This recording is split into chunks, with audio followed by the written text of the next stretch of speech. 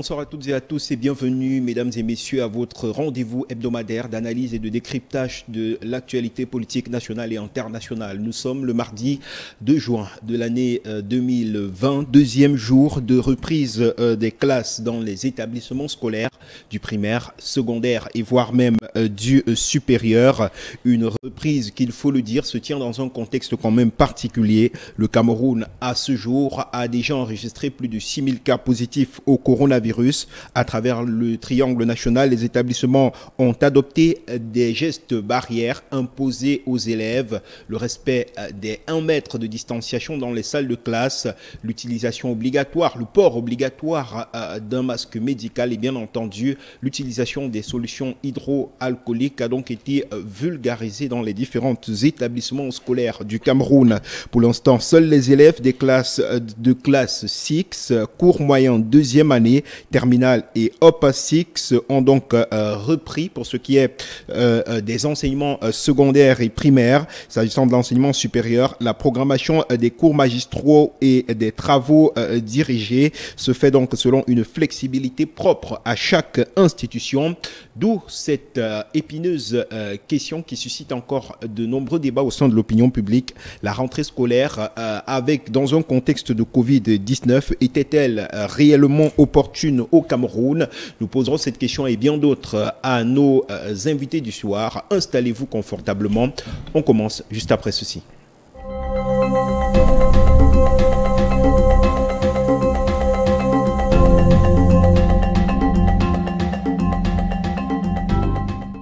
De retour sur ce plateau, j'accueille mes invités du soir, ceux avec qui nous allons débattre pendant près de 90 minutes. Je commence par ma droite, honneur aux femmes, Hélène Chuentekom.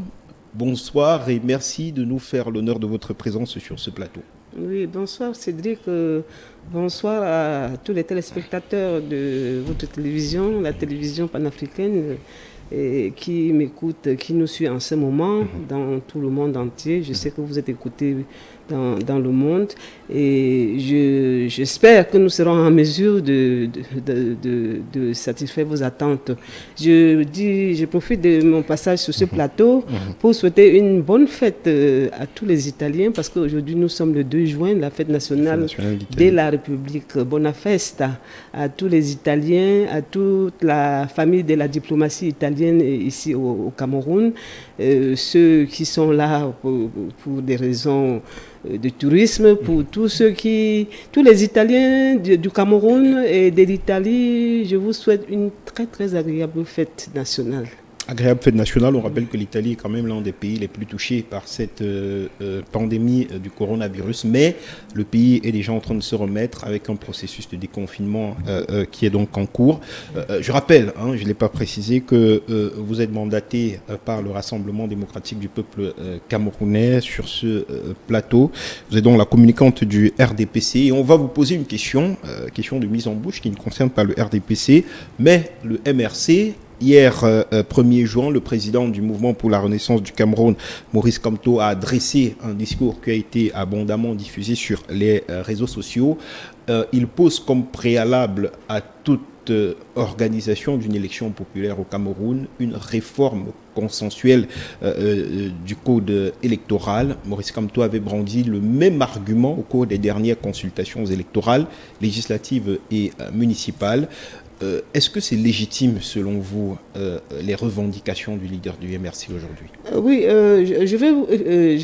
donnez-moi encore 2 minutes pour terminer ma présentation, pour dire que je suis diplomate et que je suis resté longtemps dans des missions diplomatiques et des organisations internationales et que l'Italie, je souhaite la bonne fête parce que j'ai des amis italiens, que je suis resté pendant longtemps là-bas. Et pour revenir à notre question, vous savez, le MRC, le leader est sorti hier pour revendiquer, et que ce n'est pas la première fois. Nous avons déjà eu ce parti sur le terrain en train de faire des revendications. La révision du code électoral n'est pas un événement qu'on vient de suivre et que ce n'est pas étonnant. C'est un débat qui est sur le terrain politique depuis bientôt 2 ans. Et tous les partis, l'État, tout le monde sait qu'il y a qui a à se pencher à un moment donné sur le code électoral au Cameroun. Mais ce n'est pas une priorité absolue dans la mesure où le même M. Maurice Kamto a été aux élections en 2018 avec le même code électoral. Mais il estime que c'est ce code électoral qui permet au RDPC de se maintenir au pouvoir. C'est ses aléas, il dit ce qu'il veut et quand il veut, avec toutes les incohérences que nous avons suivies depuis les élections de 2018. De là à se demander si le MRC, dans ses talents depuis 2018, n'est pas plutôt une force de pression. On dit, moi je suis en train de penser que, je crois que je ne me trompe pas, que le MRC n'est plus un parti politique, que c'est devenu une force de pression, parce que d'une pression à l'autre, après les élections de 2018, il fallait le hold-up électoral, et après nous les avons vus sur le terrain pour des revendications sur revendications, les plaintes, on a voulu le tuer. La dernière sortie, c'était dans sa résidence, où il y a eu des patriotes. Bref, pour ne pas citer en long et en large, parce que la liste est très très longue depuis 2018, je disais tantôt, et je suis sûr que je ne me trompe pas, que le MRC est devenu une force de pression. Et M. Maurice Kamto, ce n'est pas la première fois qu'il demande en tant que leader du MRC la révision du code électoral. Alors, au-delà de cela, sous pression que ça va se faire. Maurice Kamto s'oppose à ce qu'il qualifie d'une succession par gré à gré qui serait en train de se fomenter dans les arcanes supérieures de l'État. Non au gré à gré, a-t-il clamé hier. Est-ce que c'est vrai? Est-ce qu'une succession au gré à gré se prépare au sein du RDPC? Vous savez, c'est dit, moi je ne fais pas le commentaire des commentaires, parce que là ça relève uniquement du cerveau du MRC, ce qu'ils veulent bien penser pour mettre en exergue leur gesticulation et se plaindre. Bon, à mon avis, je ne vois pas où est le gré à gré dans la succession au niveau de l'État, parce que nous savons, nous sommes une république démocratique, nous sommes une république qui respecte les lois. Au Cameroun, il y a toujours eu des élections quand il s'agit d'une alternance. Donc maintenant que M. Kamto pense qu'il y a des petits jeux de gré en gré, moi j'assume ce que je dis, il n'a qu'à assumer ce qu'il dit, parce que je ne sais pas par rapport à quoi il porte ses aliénations pour dire au peuple qu'il y a des alternances de gré à gré. Donc je ne peux pas me pencher à ce sujet parce que ce n'est pas d'actualité. Merci. On accueille le deuxième invité sur ce plateau, Denis Emilia Tangana. Bonsoir, merci de nous faire l'honneur de votre présence. Oui, bonsoir Cédric, bonsoir à madame, bonsoir également à tous les téléspectateurs. Permettez-moi, avant peut-être d'aller plus loin, de rendre déjà un hommage, parce que nous sommes en plein contexte du Covid. Oui. D'abord au personnel de santé, et ensuite aussi aux enseignants, ces soldats du savoir qui, malgré l'évolution rapide, exponentielle de la pandémie, ont accepté hier d'aller dans les salles de classe pour former des futurs citoyens. Donc je voudrais vraiment leur rendre hommage, leur témoigner ma sympathie, celle du FDC, et bien évidemment leur traduire nos encouragements. Voilà, merci. Je rappelle que vous êtes le président du FDC, par ailleurs conseiller municipal à la commune de Monatélé. Exact. Voilà. Alors, avec vous, on reste dans le registre du coronavirus pour parler, bien entendu, de ce manque à gagner économique criard qui se dessine. La presse l'a relevé hier. Les recettes pétrolières du Cameroun pourraient connaître une baisse de 70%. Là, on est un peu plus dans les 300 milliards si on fait les ratios par rapport aux prévisions budgétaires qui étaient faites dans la loi des finances 2020. Alors, il y a entre-temps les mesures d'assouplissement qui ont été adoptées par le gouvernement. Comment est-ce que vous entrevoyez, vous, l'après-coronavirus au Cameroun? Comment est-ce que vous entrevoyez la relance de l'économie quand le pays prend des coups aussi difficiles comme celui que nous venons de citer? Enfin, ça ne devrait pas nous surprendre, ce qui se passe à la Sonara et de manière générale avec... à la SNH. À la SNH. Oui. et de manière générale avec l'économie camerounaise tout entière. Vous savez que nous sommes dans un pays dont les recettes sont essentiellement focalisées soit sur la TVA, la douane, les impôts, et parfois aussi sur les revenus pétroliers. Ouais. Maintenant, il faut dire que le premier problème que la SNH a avec la Sonara est que la Sonara ne raffine pas le pétrole camerounais. Donc nous achetons du pétrole ailleurs pour raffiner et nous vendons le pétrole qui est au niveau de la Sonara. Or, si la Sonara était dans des capacités, dans la possibilité de raffiner le pétrole camerounais, nous ne serions pas en train de créer cette chute drastique des revenus pétroliers. Donc je pense que, comme on dit souvent, à une chose, à un malheur, il y a toujours des effets positifs des leçons qu'il faut en tirer. Je pense qu'il est temps maintenant pour ceux qui nous gouvernent aujourd'hui de comprendre qu'il faut développer une économie endogène, une économie nationale qui permet de produire ce qui nous est utile. Au jour d'aujourd'hui, il est important que la Sonara soit dotée d'un matériel qui permet au Cameroun de raffiner son propre pétrole.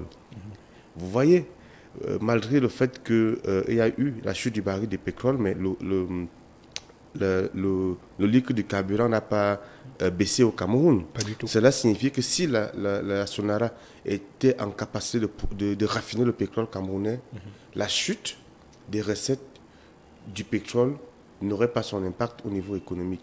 Donc je pense qu'il est important que l'État travaille sur une véritable méthode de diversification de l'économie camerounaise, d'abord au niveau national, mais également au niveau des communes aussi, en essayant d'amener les populations à créer des activités, en accompagnant surtout les mairies, à amener les populations à créer des activités génératrices de revenus qui peuvent permettre de tenir lorsque une crise se profile dans le monde entier. Et nous, au niveau du FDC, nous pensons que la crise économique est déjà là.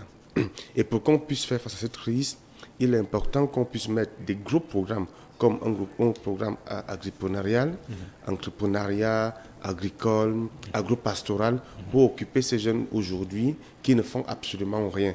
Parce que voyez-vous, il y a des classes d'examen qui ont commencé des cours.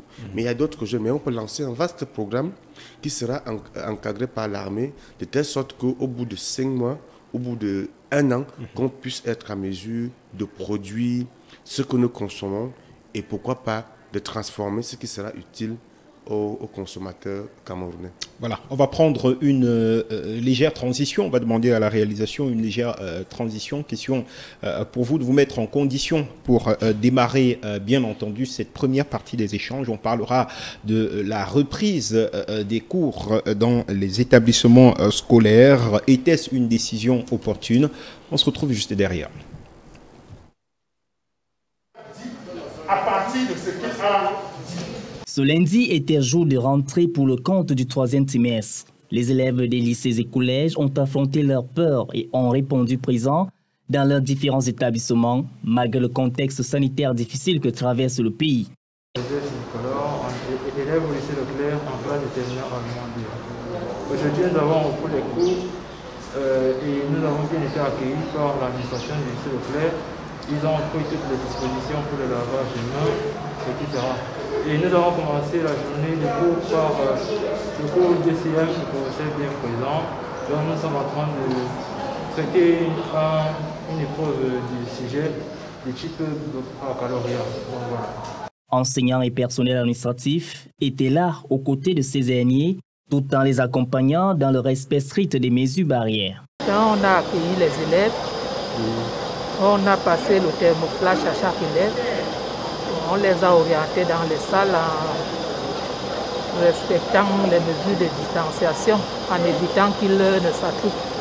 C'est pour cela qu'on a mis les points d'eau partout dans le lycée.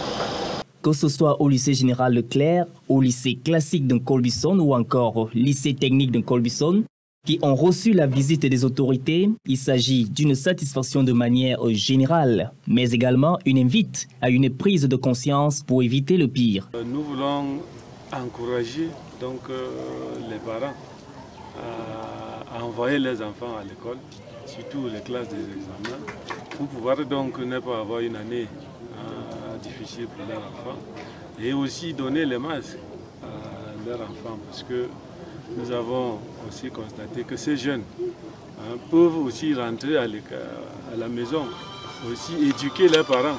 L'on se souvient alors que c'est depuis le mois de mars 2020 que ces cours ont été interrompus. La reprise de ce lundi permettra sans doute de sauver la présente année scolaire.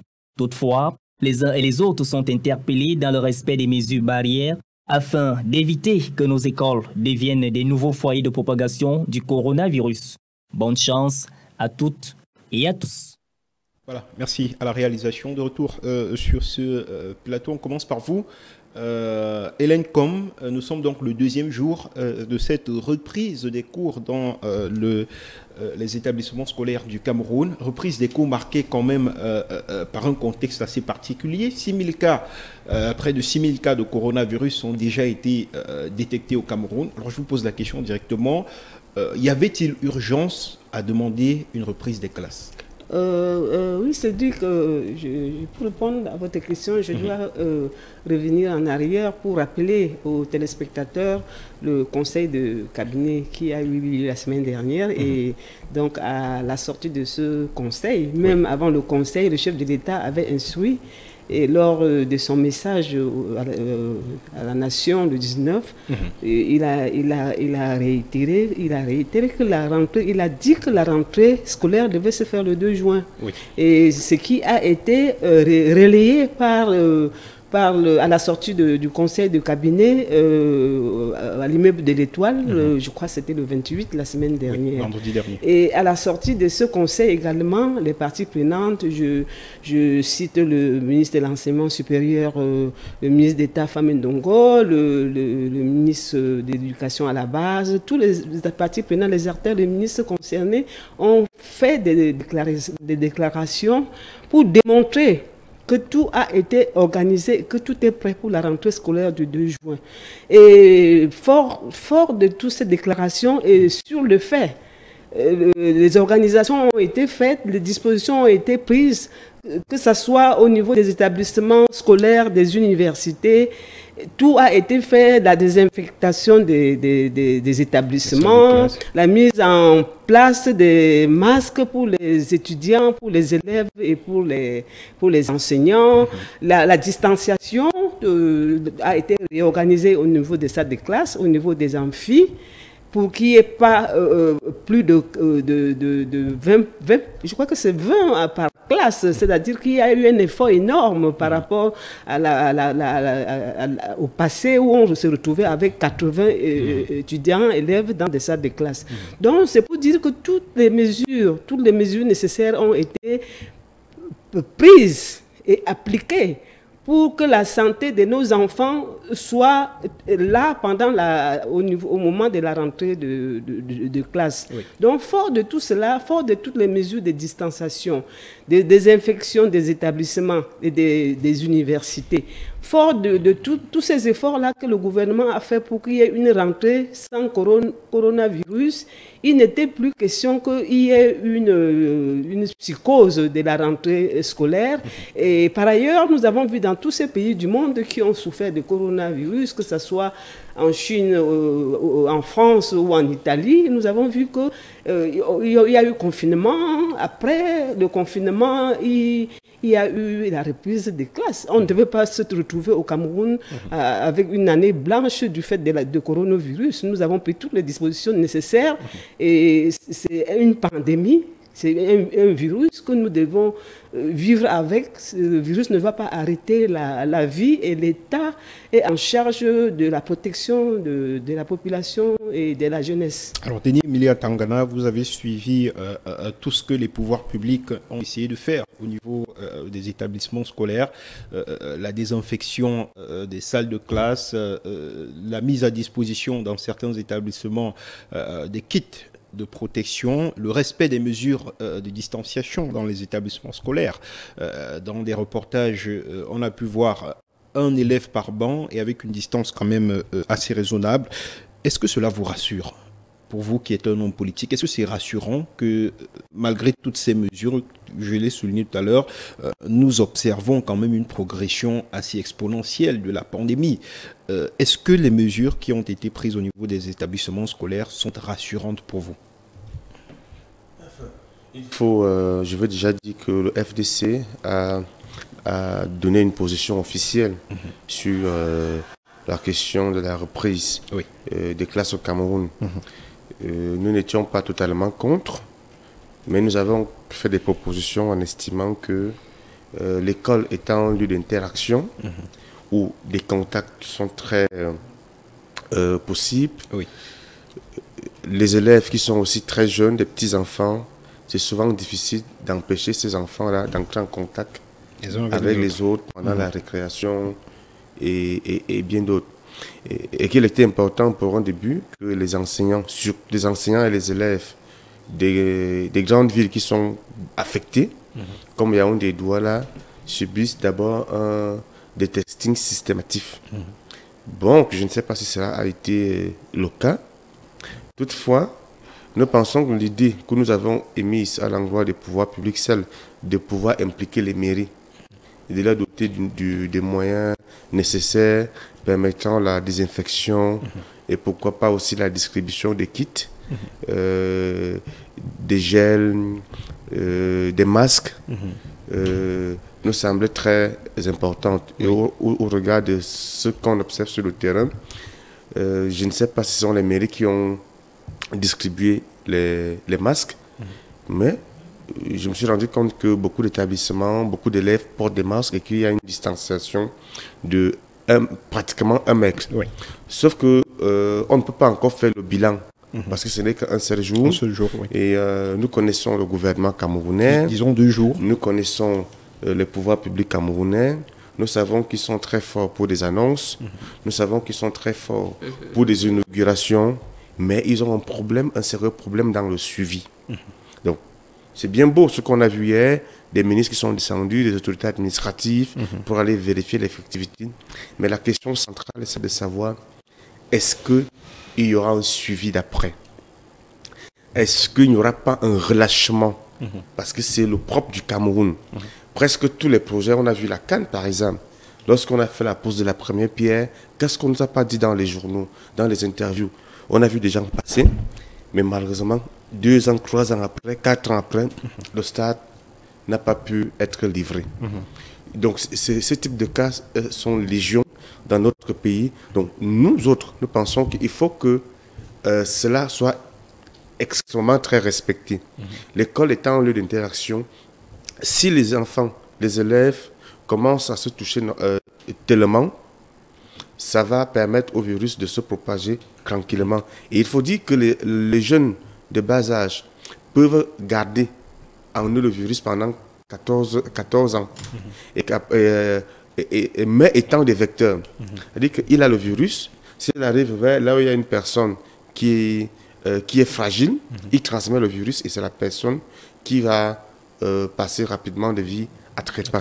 Donc il faut vraiment que le suivi, que le gouvernement, que les autorités administratives, que les chefs d'établissement adoptent une politique rigoureuse dans le respect de ces mesures de distanciation au niveau des établissements. Alors, Hélène, comme la question du suivi qui pose véritablement problème, elle s'est d'autant plus posée que certains chefs d'établissement ont demandé qu'il y ait des mesures d'accompagnement pour pouvoir poursuivre, bien entendu, cette mise en application de ces mesures barrières, en vue qu'on n'ait pas la première semaine un strict respect sous le feu des caméras et que la semaine d'après, bien entendu, le relâchement se généralise et donc la porte est ouverte à la propagation. Est-ce que vous comprenez cette inquiétude qui est celle de Denis Emilia Tangana, mais qui est aussi celle de nombreux Camerounais? Oui, l'inquiétude est là et je dirais que l'inquiétude est légitime. Mais au regard de tout ce que le gouvernement est en train de faire, au regard de tout ce que les Camerounais ont vu à la télé et ceux qui ont voulu se déplacer, parce que moi, hier, le 1er à la rentrée, je suis allé au lycée de Coleton et je suis allé à l'école primaire Rond-Point Bastos. Et je vous assure que tout est organisé pour qu'il y ait une rentrée sans coronavirus. Oui. Et les équipes sont mises en place pour que, au niveau, sur le terrain, que tout soit organisé pour ces enfants-là qui peuvent peut-être à un moment donné se retrouver avec le masque de travers. Oui, on a vu des établissements scolaires dans l'extrême nord, par exemple, des établissements scolaires dans l'extrême nord où les chefs d'établissement se plaignent, qui n'ont pas assez de moyens pour mettre en application effectivement cette politique. Nous sommes à un jour, comme vous le dites, on est à un jour de la rentrée. Oui, mais est-ce que les pouvoirs publics ne devraient pas, le Premier ministre devrait par exemple débloquer en fonds pour permettre, je veux dire, pas le Premier ministre, le gouvernement pourrait par exemple débloquer un fonds pour approvisionner ces établissements afin que le respect soit strict et respecté. Oui, il y a eu des dons. Il y a eu des dons en matériel. Il y a eu des dons de masques, de kits et de gels. Oui. Enfin, des dons. Vous savez, au RDPC, nous avons des députés sur le terrain qui ont fait des dons pour un préalable en attendant le budget qui va venir. Parce que tout ne peut pas être fait au même moment. Donc, au niveau du RDPC, sur le terrain, les députés, les élus du RDPC ont organisé les dons au niveau des départements, au niveau des communes, pour qu'on ait le nécessaire pour un départ. Cela n'empêche pas qu'il y aura certainement la reconversion de certains budgets. Je pense un peu au budget de sport. On a eu des échéances de sport qui ont été annulées à cause du coronavirus. Pourquoi ne pas allouer des budgets, et ça pourrait être le cas, allouer ce budget-là pour la lutte contre le coronavirus. Donc ça, je sais pour conclure, je voudrais vous dire que au niveau du terrain, sur le terrain, l'organisateur a été organisé pour qu'il y ait des équipes de suivi et qui peuvent aider au niveau des établissements scolaires et au niveau des universités pour que le coronavirus soit notre lutte commune. Alors, oui, Denis Emilia Tangada, je m'en vais vous donner la parole, mais avant, il y a la question de la centralisation de la gestion de cette crise qui peut aussi poser problème. Est-ce qu'il n'était peut-être pas opportun de passer par les collectivités territoriales décentralisées, les mairies notamment, en leur octroyant bien évidemment les fonds qui sont à disposition du fonds de solidarité créé par le chef de l'État. Est-ce que cela n'aurait pas favorisé une meilleure gestion de cette crise sanitaire? Moi, je pense qu'il y a un début qui a été fait. Je ne sais pas, il y a une semaine, vous avez suivi des camions qui ont transporté des matériels en direction qui sont partis de Yaoundé. Qui ont été distribués sur le terrain dans l'ensemble du territoire national. Donc maintenant, quand vous parlez de fonds, vous parlez de fonds budgétisés. Donc ça, c'est des fonds qui sont en cours d'être organisés à partir, vous savez que le fonds de solidarité est géré par l'administration territoriale. Donc l'administration territoriale étant le ministre de l'administration territoriale, je crois qu'il est le mieux indiqué pour pouvoir dispatcher ces fonds en direction des départements, des régions et des districts. Merci. Pour le moment, je crois que l'essentiel était de mettre en place le matériel pour sauver la population et le fonds va suivre. Merci. Denis Tangada. Oui, je pense que Madame a peut-être fait une confusion. Le fonds de solidarité qui a été institué par le président de la République est géré par le ministre de la Santé. Mais maintenant, il y a un autre fonds en principe qui est géré par le MINAT, qui est celui qui est dédié à la protection civile. Et ce fonds, en réalité, le MINAT l'utilise comme étant l'argent de poche du président de la République. Parce que quand il dit qu'il y a un don qui a été fait au nom du président de la République, en réalité, c'est un fonds qui est logé dans les caisses du MINAT. Et dans des pays sérieux, on ne parle pas de direction de la protection civile, on parle d'agence nationale de la protection civile. Ça permet de mieux encadrer la question de la gestion des catastrophes et des crises. Au jour d'aujourd'hui, on se rend compte qu'il y a de l'embryomanie autour de la gestion de cette crise. On vous parle du MINAT, on vous parle du Premier ministre, on vous parle du ministre de la Santé, on vous parle du SGPR, on vous parle de tout le monde. On ne sait pas exactement qui doit faire quoi. La preuve, elle est du RDPC, elle a fait une petite confusion. Ça démontre que l'information autour de la gestion des crises au Cameroun n'est pas bien formulée et qu'il y a urgence aujourd'hui de créer une agence nationale de la protection civile qui va davantage travailler à la coordination des efforts liés sur les questions des crises et des catastrophes. Maintenant, sur la question de la gestion de la crise sanitaire sur le terrain, je pense quand même qu'au niveau des communes, il y a des efforts qui sont faits. Oui. Il y a des communes sur fonds propres qui ont engagé des initiatives très loin. Moi, je suis conseiller municipal à la mairie de mon atelier, je suis bel et bien d'un parti d'opposition.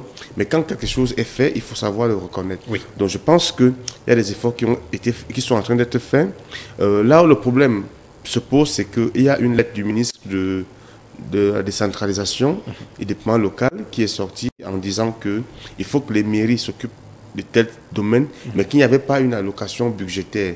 Peut-être que madame a raison lorsqu'elle dit qu'il y a peut-être que des idées, une politique qui est en train d'être pensée pour pouvoir accompagner sur le plan financier ces collectivités territoriales décentralisées. Mais moi, je reste sur ma soif, sur mon inquiétude en disant que le Cameroun ne naît pas aujourd'hui. La véritable question sur cette question, n'oublions pas que l'école est un lieu d'interaction où les contacts entre les élèves sont très faciles entre les petits-enfants. C'est difficile d'entretenir les enfants du primaire, tout comme certains qui sont au niveau de la troisième. Parce que lorsque vous regardez on a parlé d'une rentrée progressive, c'est-à-dire que rien que les classes du cours moyen de deuxième année, OPA 6 et terminale, je veux dire que... Le cours moyen 2 n'est plus le cours moyen 2 qui était, c'est 10 ans, 20 ans, où on retrouvait des papas et des mamans. Le cours moyen 2 aujourd'hui, c'est les petits bébés. Donc, qui ne sont pas encore conscients de certains enjeux et qui peuvent jouer à la récréation, qui peuvent se couper des bouts de pain, et ça peut constituer un problème. Moi, mon souci demeure. Le Cameroun a toujours été un pays qui manque de sérieux lorsqu'il faut faire le suivi d'une politique, qu'elle soit économique ou sociale.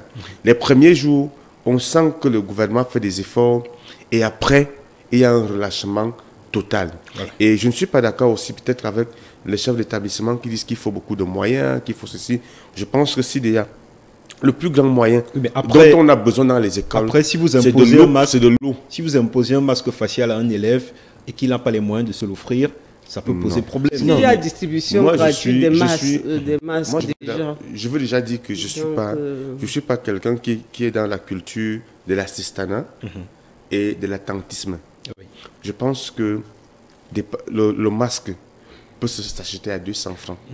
Et un parent peut le faire pour son élève.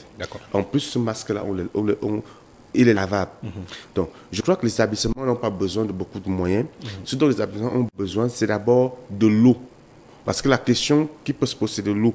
Pour qu'on puisse mettre donc ces seaux-là, qui vont permettre que les enfants puissent laver les mains avec des gels et d'oubli. Donc, si la question de l'eau est réglée au sein des établissements, je pense que le tout ira pour le Merci. meilleur.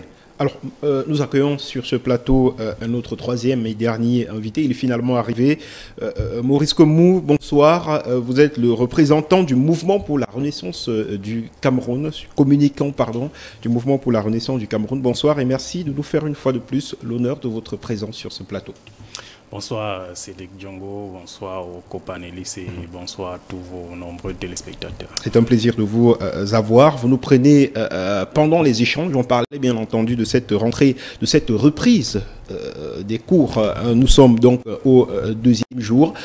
Quelle est l'observation que vous pouvez en faire 2 jours après la reprise des classes?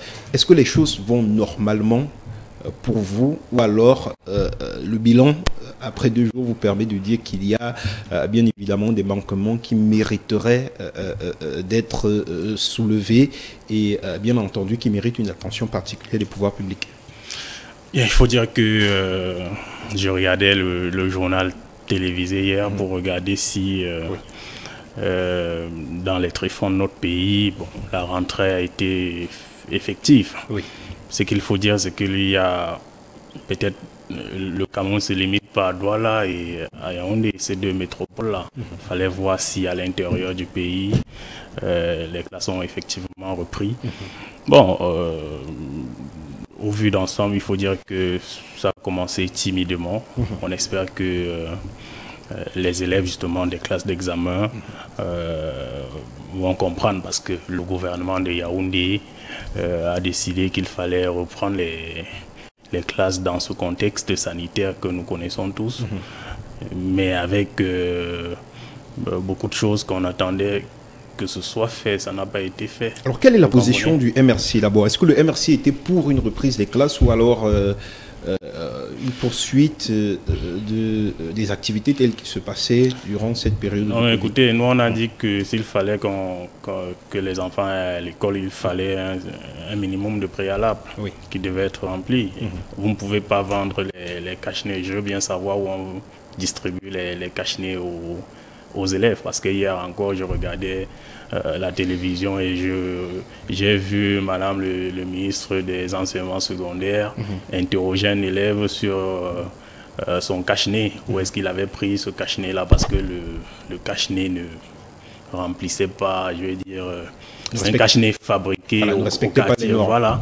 Elle a demandé, donc je veux bien savoir, et c'était au lycée Leclerc, je veux bien savoir où on distribue les cache-nez. Mais il faut dire qu'à l'intérieur du pays, Denis a parlé d'un problème important, le problème de l'eau, parce que s'il faille aujourd'hui que les élèves aillent à l'école et qu'il n'y a pas d'eau, comprenez un peu, qu'il n'y ait pas de gel hydroalcoolique, je pense que c'est assez grave, et dans ce contexte-là, on envoie nos élèves vraiment, parce que nous encore, on va dire, les adultes, ils peuvent encore contrôler, respecter les mesures, mais imaginez les enfants du primaire, du secondaire, etc.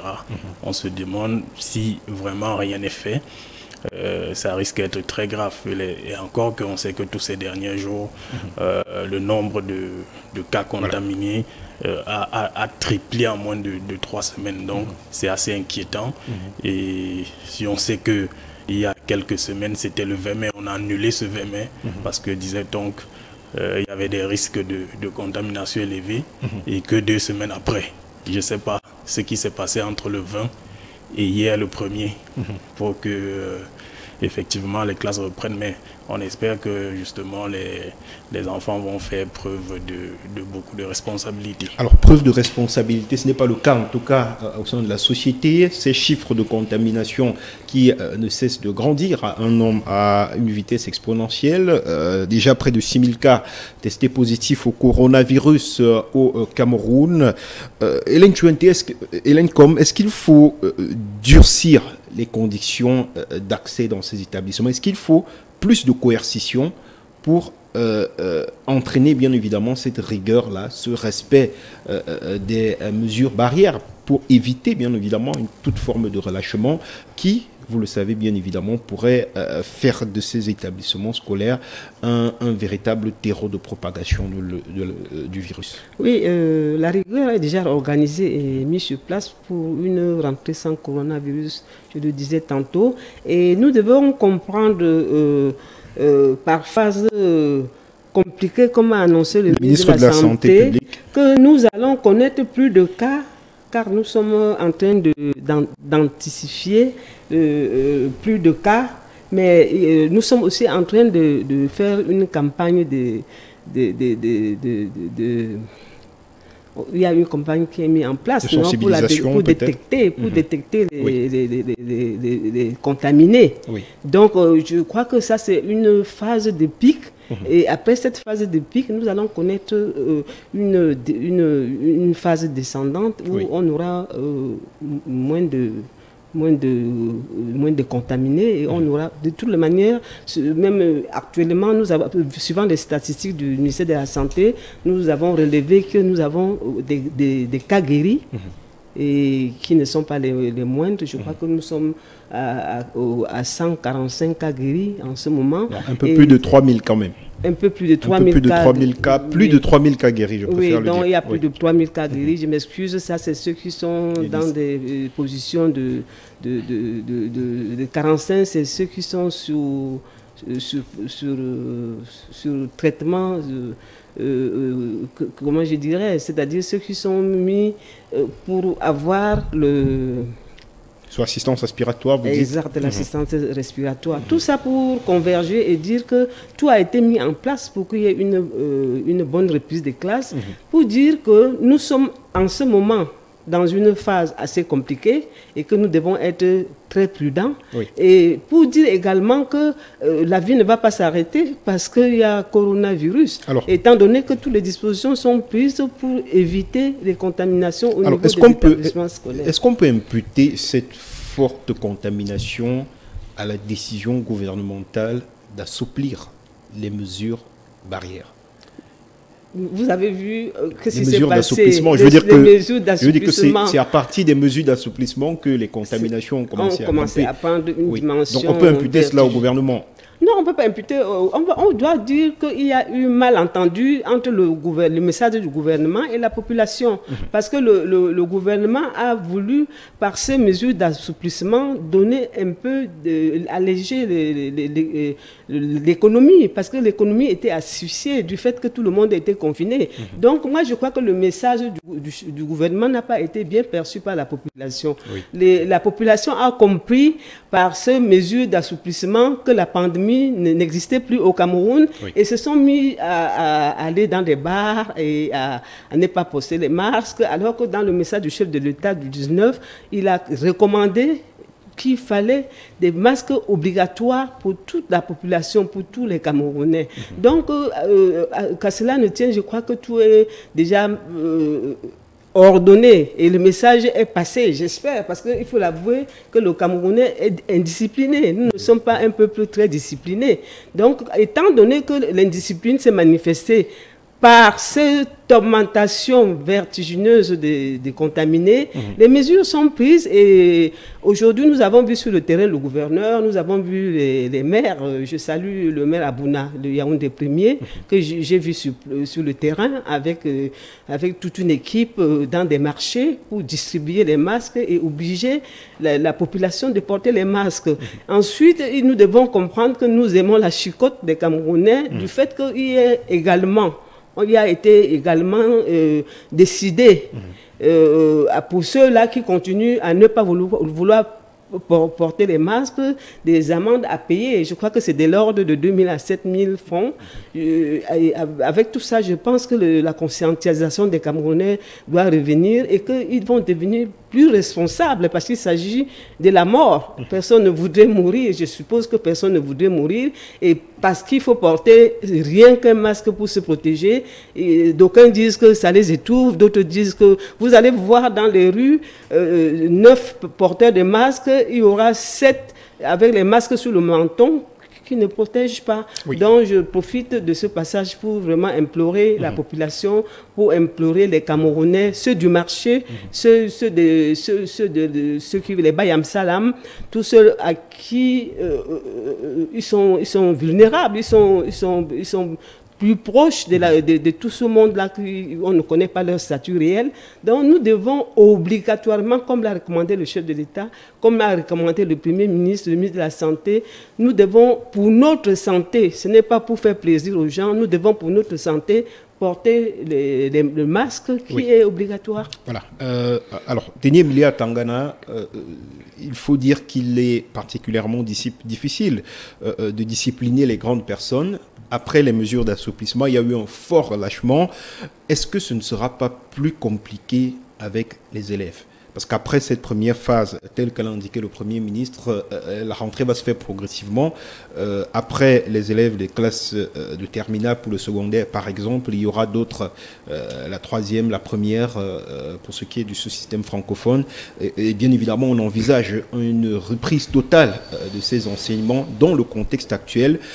Est-ce que ce n'est pas une mission impossible, finalement, de limiter la propagation au sein des établissements scolaires? Disons que nous sommes déjà au mois de juin. De juin, ah oui. Voilà, donc la rentrée scolaire. Donc disons que l'année scolaire est pratiquement terminée. Ils ont 3 semaines. Voilà, donc il faut... C'est juste les examens dont il est question de sauver. Voilà. Donc ces examens, je pense aussi que les épreuves ne seront pas du tout difficiles. Vu le fait que les cours qui se faisaient sur au niveau de la télévision. Oui. Il y a beaucoup de localités qui n'ont pas de télévision, qui n'ont pas d'Internet, qui n'ont pas de dont courant. les enfants ne pouvaient pas avoir accès au même contenu des enseignements. Donc du coup, je pense, comme on dit souvent, que les diplômes des années des élections. Donc, il y avait une façon parfois de blaguer à l'école. On disait, pendant les années des élections, on distribue les diplômes, question de faire en sorte que les parents soient très contents pour qu'ils votent facilement celui qui ose faire. Donc, je peux dire que ce seront des diplômes de la crise, du Covid, et que forcément, il n'y aura pas beaucoup de rigueur dans la correction et puis au niveau peut-être des délibérations. Est-ce qu'il n'y aura pas une incidence sur l'année scolaire d'après?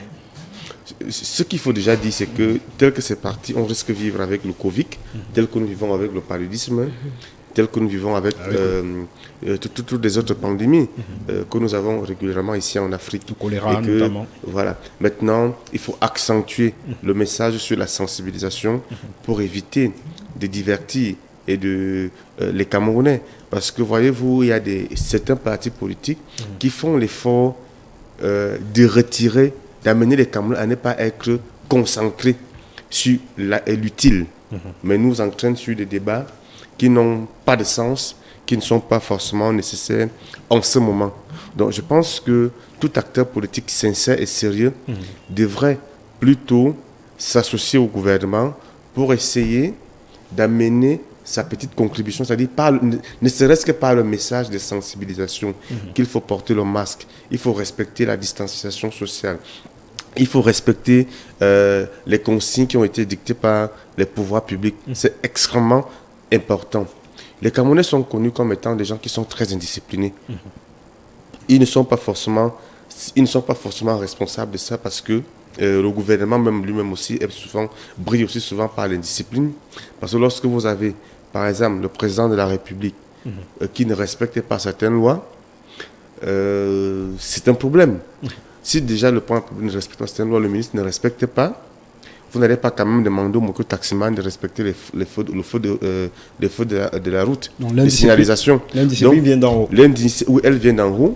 Est-ce que vous pouvez le prouver? Je ne trouve pas où est l'indiscipline qui vient d'en haut. Nous sommes dans un pays où à plusieurs reprises, avant que le texte sur l'incompatibilité des PCA soit adopté, mais on a vu à plusieurs reprises le président de la République nommait des PCA, des députés, des ministres, des députés PCA, ce qui constituait une violation flagrante de la loi. Nous avons encore même un exemple qui est très patent. Le bail à la tête des entreprises, des directeurs généraux, et des PCA qui devraient être de 3 ans, renouvelables 2 fois. Certains PCA sont à la tête des entreprises depuis plus de 27 ans, c'est un DG depuis plus de 28 ans, ça pose un problème. Donc voilà une loi qui est banalement méprisée, brutalement violée, que le gouvernement ne respecte pas. Cela ne donne pas une bonne allure au niveau des populations pour pouvoir être discipliné. Donc la discipline doit commencer vers le haut. Et comme moi je dis souvent aux gens, les gens pensent que le problème des Camerounais, c'est un problème de mentalité. Moi, je ne pense pas que ce soit un problème de mentalité. Le vrai problème des Camerounais, c'est un problème de discipline. Et la discipline vient de quoi? De la sanction. Voilà. Lorsque vous avez un pays où il y a le laisser-faire, le tout va, c'est tout à fait normal que les populations se retrouvent dans l'indiscipline.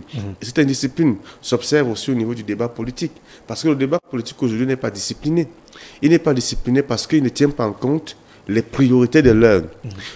Au moment où on doit tous se consacrer à dire aux populations, respectons les mesures barrières, respectons ceci, certains viennent à nous parler du gré à gré, certains viennent à nous parler du code électoral, alors que nous avons une crise qui est là, et nous avons des vies qui sont menacées, mais les gens ne pensent que à être président de la République sur les réseaux sociaux. Et c'est vraiment inquiétant et préoccupant. Voilà, merci. Alors Maurice Kemou, je vous interpelle parce que bien évidemment vous êtes le représentant d'une formation politique, le Mouvement pour la Renaissance du Cameroun.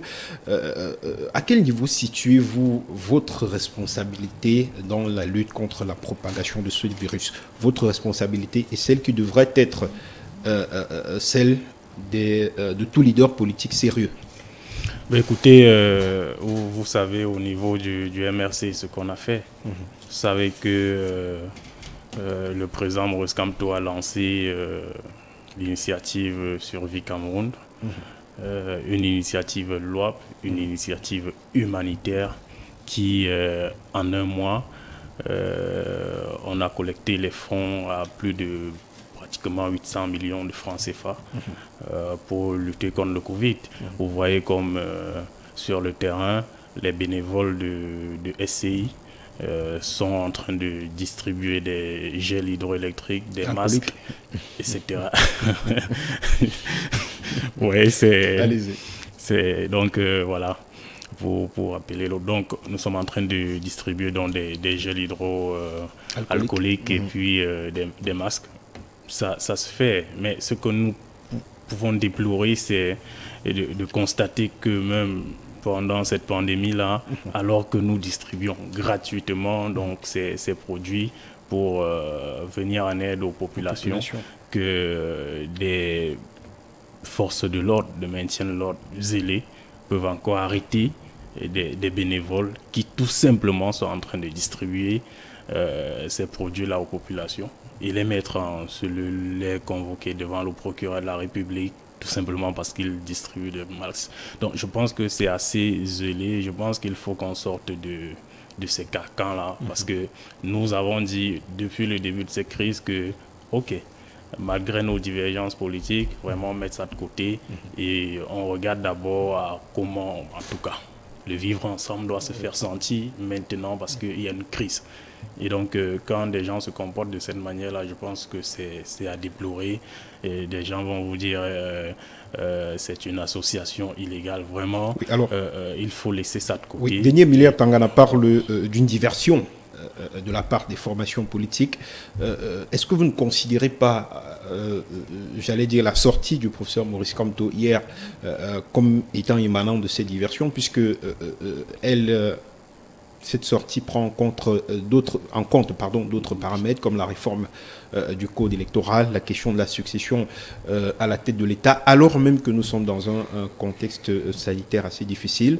Est-ce que la priorité des priorités ne devrait pas être concentrée sur ce problème et bien évidemment, les divergences politiques pourraient être ressuscitées une fois que nous aurons passé cette étape. Écoutez, le Cameroun évolue avec ces tas de problèmes, avec tout ce qui se passe. Non, aujourd'hui, on peut pas dire que non, Denis, je dois quand même le lui dire, c'est quand même un transfuge du MRC.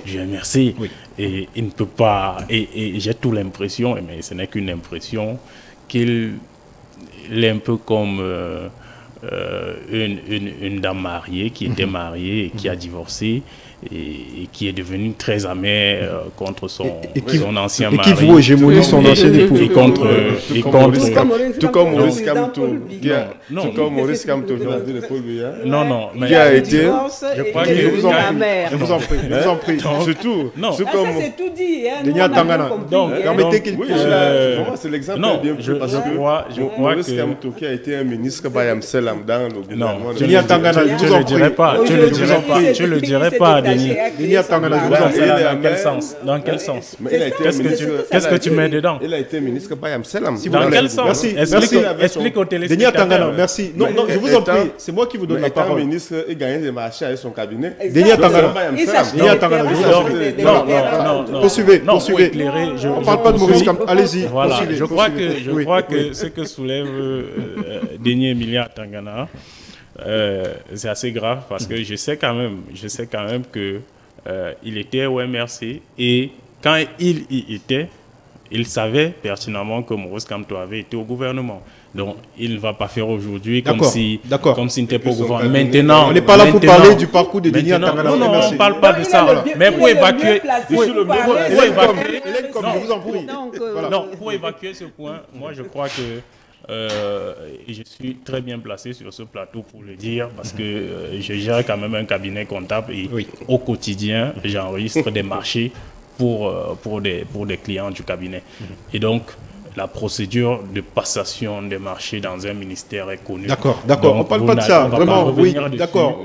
Voilà. Passons dessus. Il n'était pas dans la commission de passation de marché. D'accord. Allez demander à ceux qui ont octroyé le marché au cabinet Brent-Cross pourquoi ils ont donné ce marché. D'accord, on vous a compris. C'est assez simple. Maurice Kemou. Non, c'est un cabinet qui a gagné ce marché. Voilà, c'est tout. Maurice Kemou. C'était un ministre.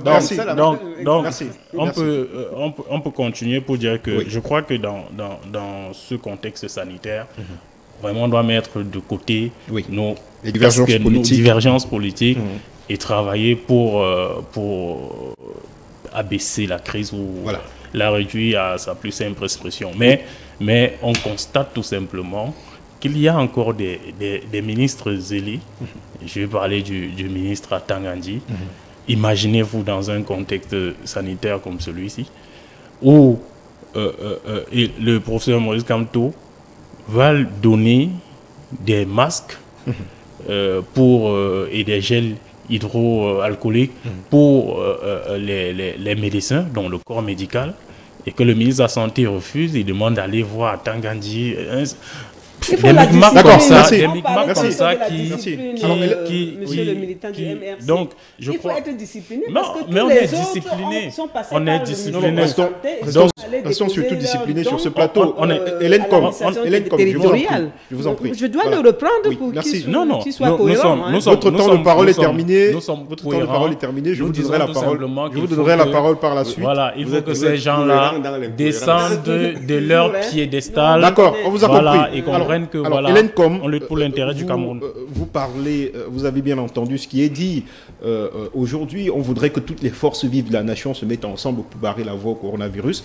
Mais comment comprendre que le ministère de l'administration territoriale, par exemple, pourfende une initiative qui vise justement à lutter contre le Covid-19, comment comprendre que des personnes qui distribuent des solutions hydroalcooliques, et masques et autres soient interpellées dans la rue? Est-ce que justement ce n'est pas ce que vous décriez qui est en train d'être pratiqué par les pouvoirs publics camerounais? Vous savez, je le dis et j'assume, je l'ai dit avant l'arrivée du militant du MRC, que depuis la sortie des élections présidentielles en 2018, le MRC est devenu une force de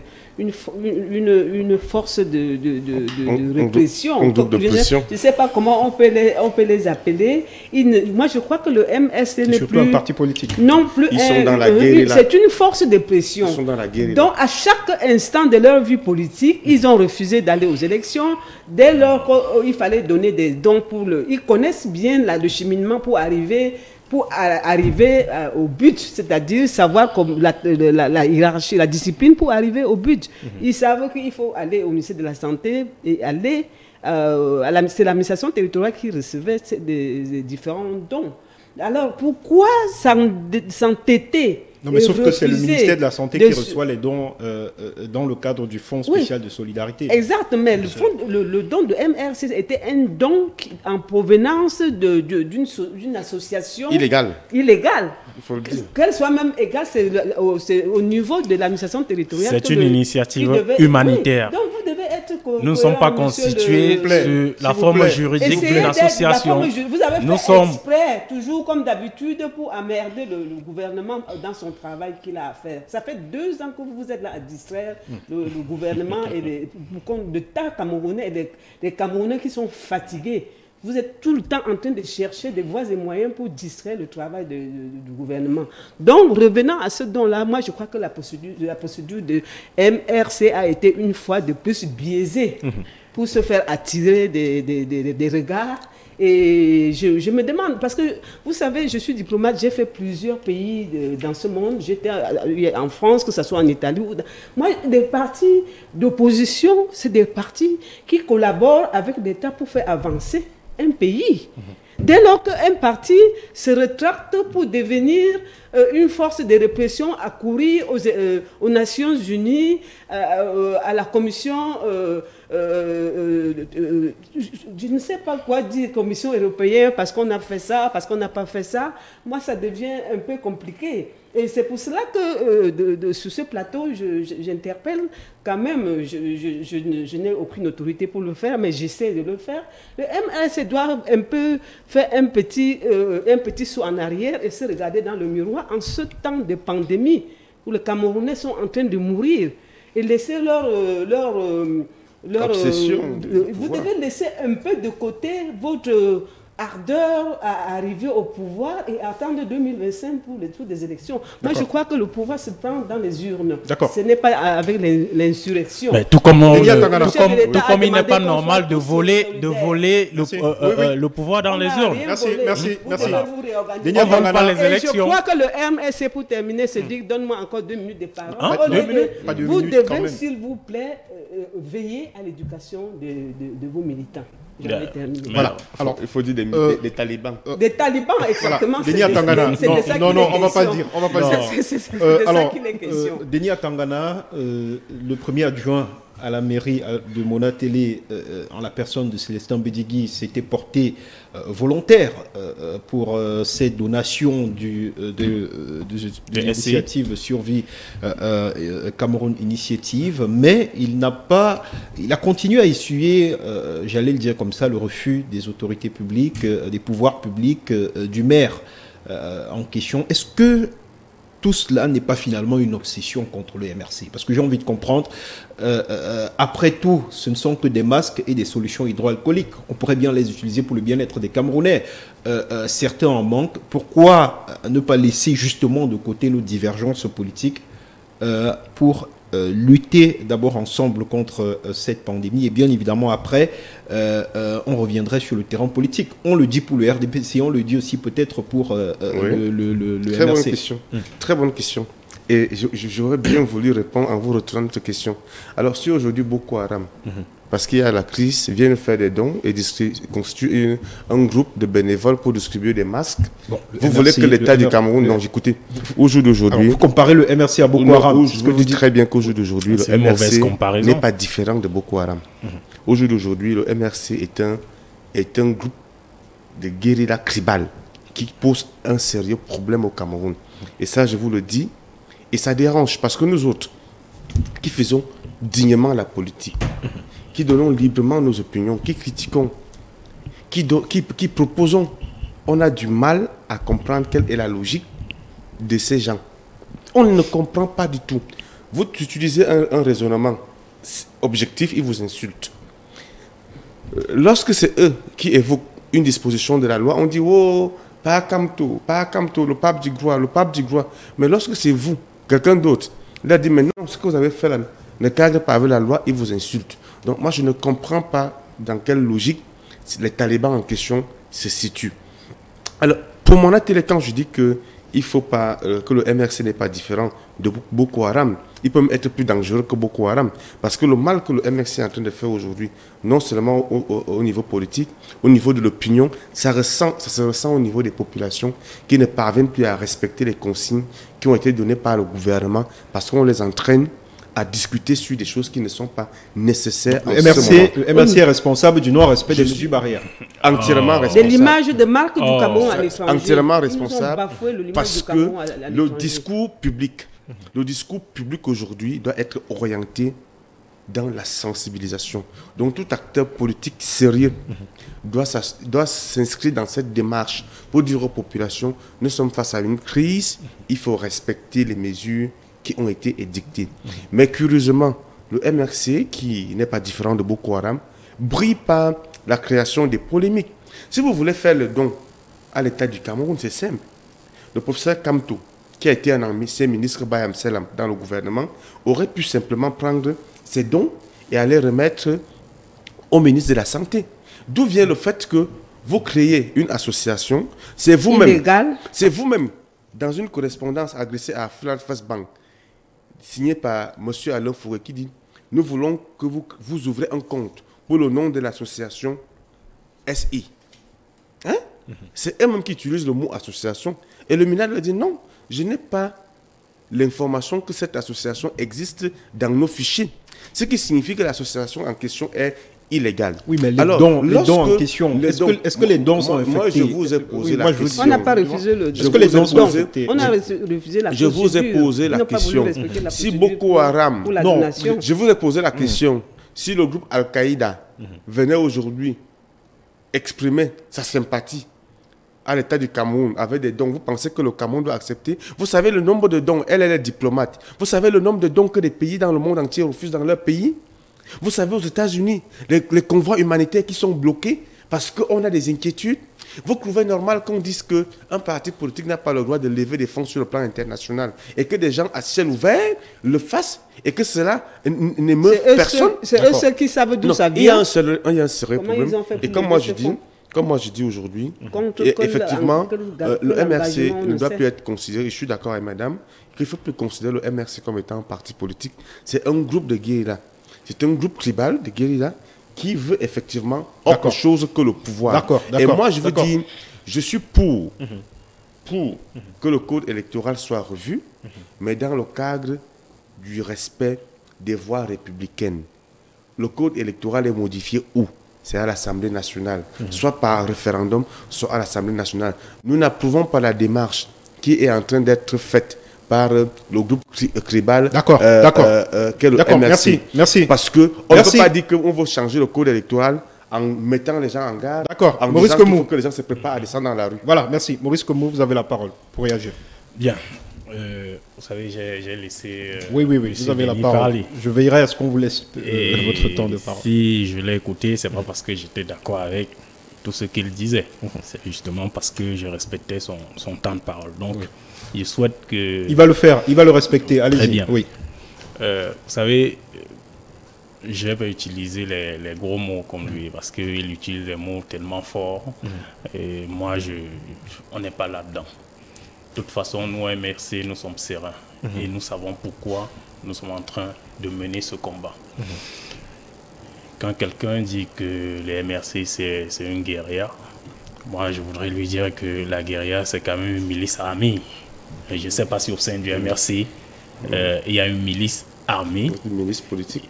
Non, mais quand on dit une guérilla, on comprend que des gens qui portent des armes illégalement. Je ne sais pas si au sein du MRC, y compris le professeur Maurice Kamto, s'il a même une autorisation de port d'armes. Je ne sais pas si on a une milice armée au sein du MRC. S'il vous plaît, je vous en prie, s'il vous plaît. Hélène Com, je vous en prie. J'étais sûr qu'ils ne vont pas me laisser parler. Je vous en prie. On va intervenir, il faut l'arrêter quand il est en train de... Non, tout à l'heure, il nous appelait la guerre des talibans avec aucun respect. Je vous ai dit, je l'ai laissé parler. Donc, moi, je voudrais dire que, premièrement, nous sommes un parti politique qui est légalisé. Ça, c'est quand même une certitude. Là, au moins, tu vas Pourquoi pas vous n'êtes pas allé aux élections? Deuxièmement, je ne vais pas revenir dessus, madame. Deuxièmement, c'est une posture politique. Nous sommes un parti n'est pas obligé d'aller à une élection. Ça, au moins, c'est connu, non? Oui. C'est le parti qui investit ses candidats. D'accord. Donc, nous ne sommes pas allés. Ça, au moins, vous en avez le droit. Là, on est d'accord. Très bien. Oui. Troisièmement, aujourd'hui, nous avons en situation de pandémie, comme on le dit. Maurice Kamto a évoqué une disposition de la loi qui dit clairement que nécessité faisant la loi, il faut que dans ce contexte, on laisse nos postures partisanes de côté. Je crois qu'il l'avait dit lors de son premier discours quand il demandait encore les comptes au gouvernement pour dire comment on va lutter contre la crise parce qu'il ne voyait rien venir de la part du gouvernement. On a très bien vu comme des gens ont sorti 2 milliards de la caisse de l'État. On appelle ça don du chef de l'État. Et je ne sais pas s'il les a sortis de ses poches. Mais de toute façon, on sait que c'est sorti des lignes budgétaires des finances publiques. Et donc, ce n'est pas un don. On a sorti 2 milliards pour acheter des seaux de maçon pour donner aux populations. On a vu très bien sur les réseaux sociaux un chef de la région, du chef de l'État qui a dit que ça ne l'intéressait pas.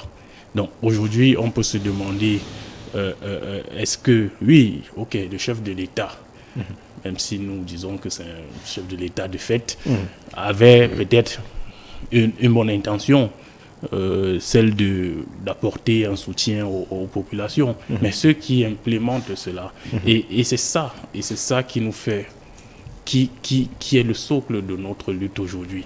C'est qu'on pense que nous sommes devant un régime qui est dépassé, où c'est comme si les gens réfléchissent avec des pieds et ils peuvent poser des actes comme ça. Les actes sont légion. Si on commence à les citer... Non, on ne va pas tous les citer aujourd'hui. Vous comprenez un peu, ils sont légion. Quand des gens prennent 75 milliards pour acheter des jouets et donner aux étudiants, et vous appelez ça ordinateur, des trucs qui planent tous les jours, je les reçois au cabinet dans le cadre de leur stage académique. Quand des gens font des choses comme ça, moi je demande encore, Denis, oui, c'est bien de dire que si Boko Haram donne... Non, vous prenez un mauvais exemple. Vous prenez un mauvais exemple pour expliquer une situation. Aujourd'hui, on connaît ceux qui sont derrière ces initiatives. Et nous, on a dit que c'était une initiative humanitaire et on est en train de voir le déploiement de SCI aujourd'hui à travers le gestionnaire de cela. Donc, nous voyons comme sur le terrain, nous travaillons et c'est pour le bien des populations. On ne le fait pas pour la gloire du professeur Maurice Kamto. Il a gagné les élections dans les zones. Vous avez volé ces élections. Nous avons décidé de ne pas aller au double scrutin législatif municipal. On sait pourquoi. Aujourd'hui, hier, notamment, il a fait un discours pour dire non. Il y a des manœuvres souterraines qui sont en train de se profiler à l'horizon. Et on voit très bien que dans l'objet de son discours hier, il disait deux choses.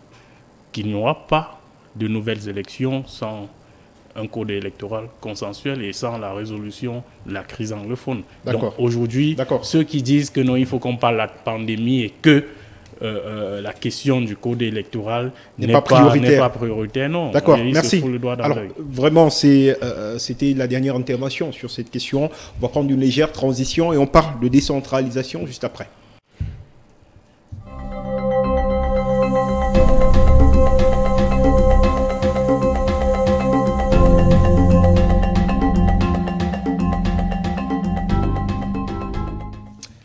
49,9 milliards de francs CFA, c'est le montant alloué pour cet exercice 2020 pour la dotation générale de la décentralisation. L'annonce a été faite il y a de cela quelques temps par le Premier ministre chef du gouvernement.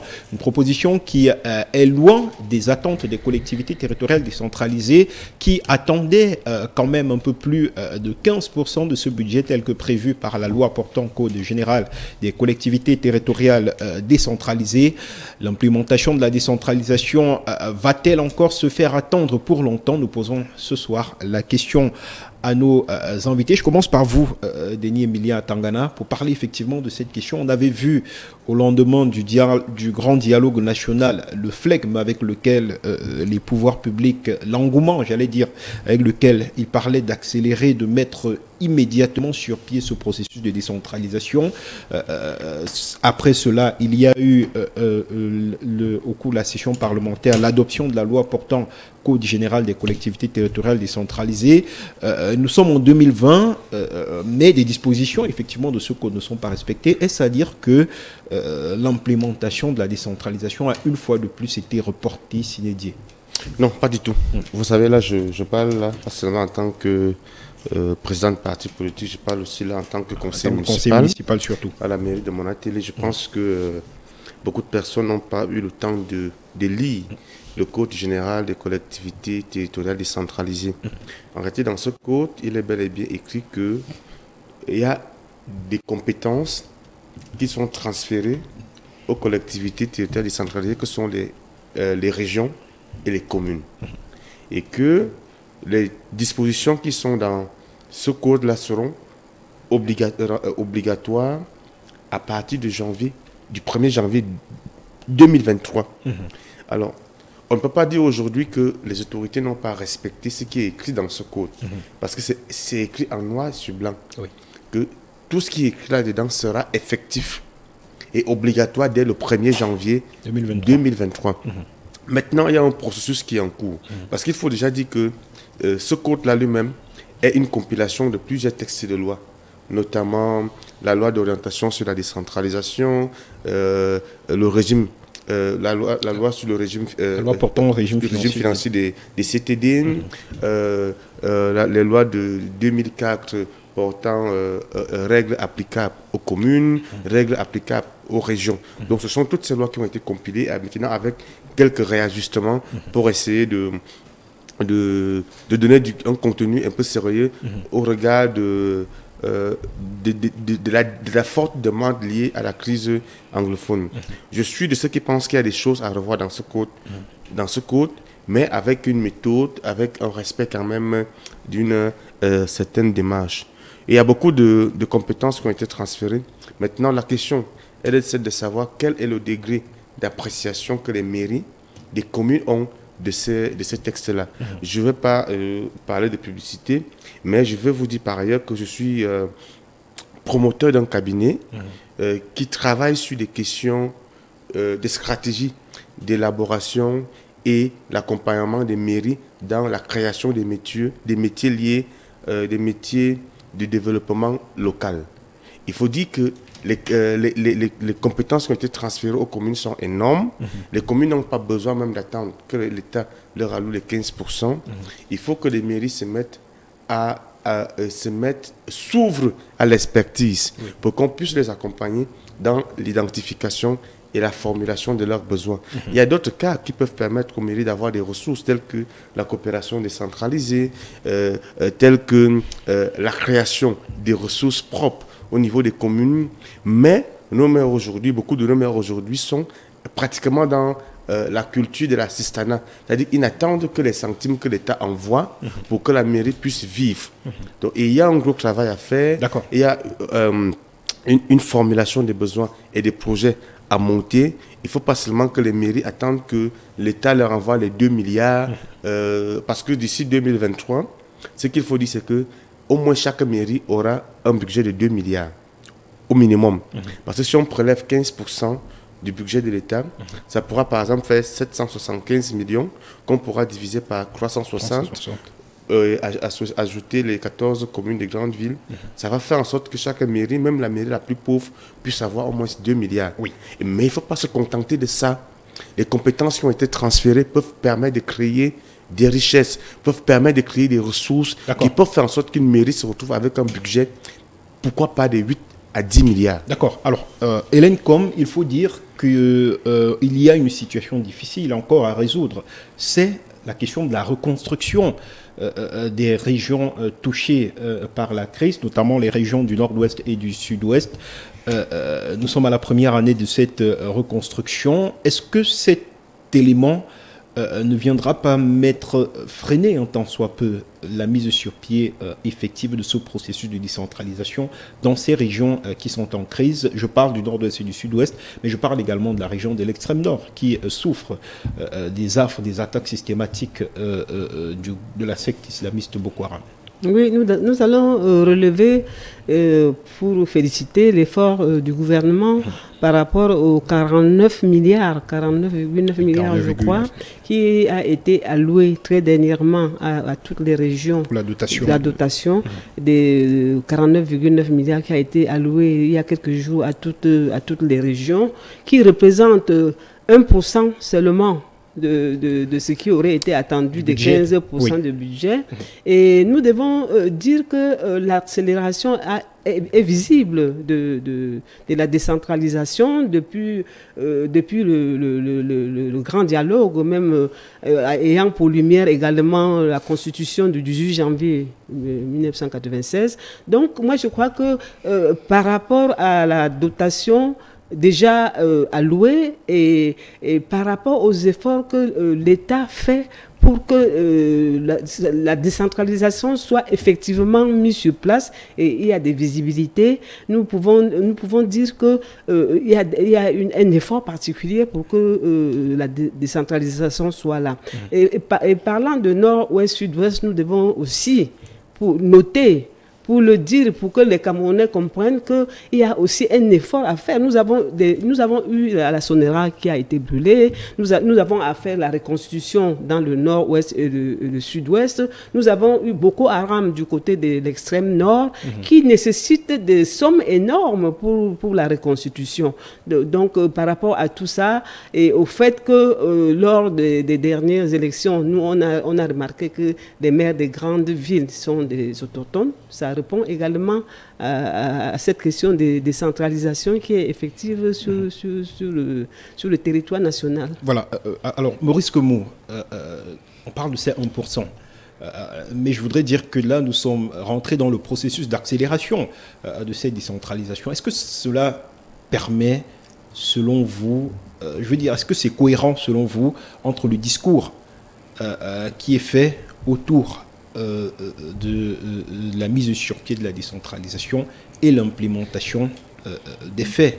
Est-ce que les 1% alloués aujourd'hui aux communes va faciliter l'implémentation de cette décentralisation? C'est la question que j'ai envie de vous poser ce soir. Il va de soi que non. Mais je voudrais quand même revenir sur ce qui a induit au code général, à la loi portant code général de la décentralisation. C'était justement le problème anglophone.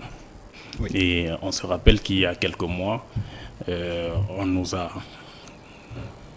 a conduit un grand dialogue, ce qu'on appelait un grand dialogue qui était en réalité un grand monologue, pour résoudre la crise anglophone.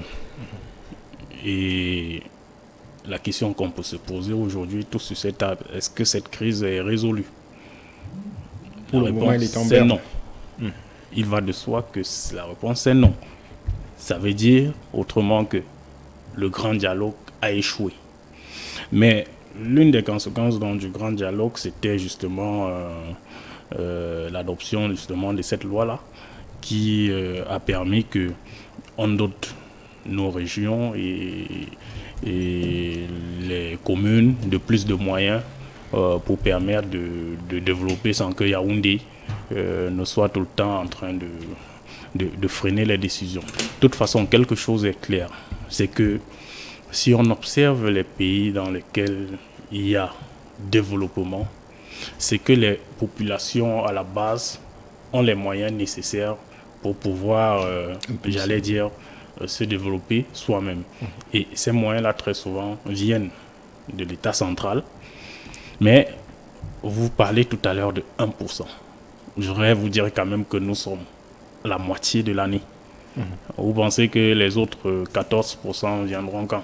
Sur les 15% total qu'on doit allouer. Peut-être que dans le processus, cela n'est pas prévu pour cette année. Bon, peut-être pas pour cette année, mais je ne sais pas si également dans le code c'est prévu, M. Atangana. Est-ce qu'on a dit que ça va se faire progressivement jusqu'à 15%? On a dit qu'on dote 15% du budget de l'État aux communes et aux collectivités territoriales décentralisées. Il n'y a pas d'un texte qui existe. Oui, mais est-ce qu'on a dit progressivement? Je ne sais pas s'il y a progressif dedans. La loi, elle est là. Il y a des compétences qui ont été transférées. Maintenant, en matière financière, on a dit que cela sera exécutoire à partir du 1er janvier. D'accord.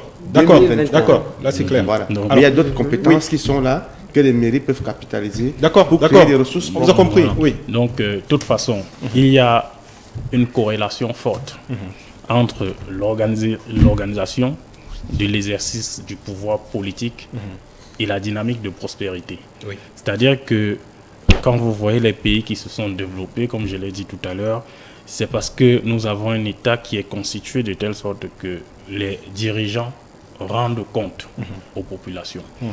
Et cela passe justement par un système électoral qui est aussi crédible, parce qu'il faut que ceux-là qui vous remettez la question du... Oui, que ceux-là qui dirigent soient vraiment l'émanation du peuple et non des élus qui ont volé les élections dans les zones. Donc aujourd'hui, ce qu'il faut dire quand même, c'est que c'est assez inquiétant que nous soyons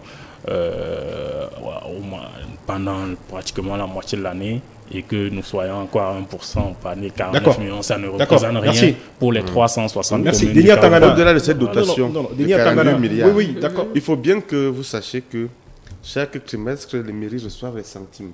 D'accord. Additionnels communaux. Bon, voilà. Nous fait des propositions je vous en prie. La grande nouveauté, ce qu'on sait, tout au moins, c'est que cette année, on pourra avoir l'élection des conseillers régionaux. C'est prévu en tout cas dans cette dotation. Est-ce que cela va venir booster, j'allais dire, davantage le pouvoir de ces CTD-là et bien évidemment permettre de mettre en œuvre toutes les propositions que le FTC a formulées à ce sujet? Oui, je pense que c'est important de mettre sur ces conseils régionaux parce que lorsqu'on regarde les compétences qui ont été transférées au niveau des CTD, on se rend compte que la région a une bonne parcelle de pouvoir et de compétences qui peuvent permettre de régler les questions de péréquation entre les communes. Parce que voyez-vous, toutes les communes n'ont pas les mêmes ressources, les mêmes potentialités. Or, la région qui a un peu plus de ressources peut permettre de gérer les questions de péréquation. Et puis, il faut savoir aujourd'hui que la mairie, avec les compétences transférées, aura désormais la charge, a désormais la gestion de toutes les écoles primaires, maternelles et préscolaires, tout comme les centres de santé intégrés qui sont dans le district de santé, enfin qui sont au niveau de l'arrondissement. En principe, c'est géré par la commune dès 2023. Donc, il y aura des cartons, des crédits qui seront alloués à ces communes pour qu'elles puissent les gérer. Maintenant, les communes peuvent développer des projets comme l'assurance maladie communale.